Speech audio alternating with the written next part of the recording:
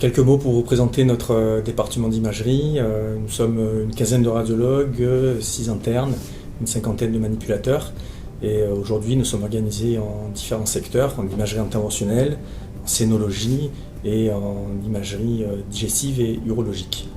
L'activité de scanner oncologique prend une place de plus en plus importante dans notre activité radiologique. Nous avons fait récemment l'acquisition d'un deuxième scanner. Compte tenu de notre effectif radiologique constant, nous avons poussé la réflexion sur comment optimiser au mieux notre temps médical radiologique. La majorité des scanners qui sont réalisés dans notre institut sont des scanners TAP, d'évaluation tumorale ou de suivi. Ce sont des scanners qui demandent du temps parce que rares sont les scanners qui n'ont pas d'anomalie et par ailleurs ils demandent aussi une comparaison avec les précédents scanners, ce qui demande de plus en plus de temps, et c'est pour cette raison que nous étions intéressés par des outils d'intelligence artificielle qui pouvaient nous aider à détecter et à comparer les nodules pulmonaires.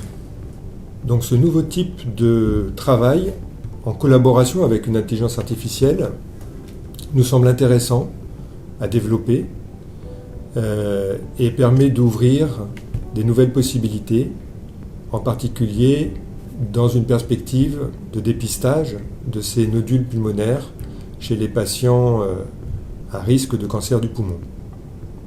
Depuis 2 ans, nous utilisons en routine clinique le logiciel d'intelligence artificielle VI Lung Nodule. Pour ce fait, il fallait que ce logiciel réponde à plusieurs prérequis. Le premier d'entre eux, c'est sa performance, qui soit compatible avec l'interprétation d'une détection de scanner, quasiment avec un scanner toutes les 10-15 minutes.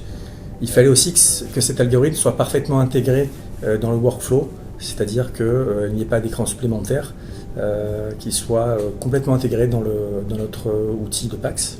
Et un des points qui était aussi important pour nous, c'est que nous sommes plusieurs utilisateurs, c'est-à-dire on est, comme je vous l'ai dit, 15 radiologues, 6 internes, et il fallait que l'outil soit accepté par tous les utilisateurs et que ce ne soit pas uniquement le jouet d'un ou deux radiologues. Donc en pratique, tous les patients qui vont venir à l'Institut passer un scanner vont bénéficier d'une analyse supplémentaire par l'intelligence artificielle au niveau de leur scanner thoracique. Cette analyse est indépendante de l'interprétation du radiologue, elle va venir s'ajouter au travail du radiologue pour un peu à la façon d'une deuxième lecture, agir comme un filet de sécurité et diminuer les risques de passer à côté de quelque chose. Depuis que nous utilisons ces solutions d'intelligence artificielle, nous avons été témoins de plusieurs améliorations significatives, et dans cette perspective de dynamique d'amélioration, nous pensons que cet outil d'intelligence artificielle a un bel avenir prometteur, en particulier pour l'imagerie en cancérologie.